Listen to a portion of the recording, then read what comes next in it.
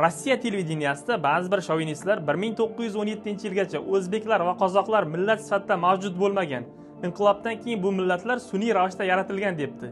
Bilmasangiz men sizga haqiqatni aytaman. Agar siz tarixni o'qimagan bo'lsangiz, men sizga hozir tarixni eslataman. Oltin O'rda xoni To'xtamishxon 1382-yilda Moskvani qulga aylantiradi. Rus millati qul bo'ladi. Ularning o'z davlati bo'lish haqida hech qanday umid qolmagan edi.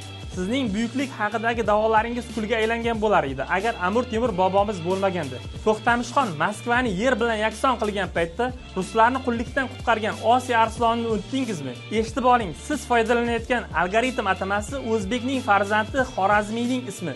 Siz o'qiyotgan tibbiyot kitoblari Ibn Sino bobomizning qo'lyozmalari. Biz madaniyat tarqatayotgan paytimizda sizning o'rmonlaringizda hali yozuv nimaligini bilishmasdi. Nikolay Valuyev va Solovyov, siz eshiting, otalaringiz ochlikdan o'layotgan vaqtda Toshkent ularga oxirgi burda nonni bergan.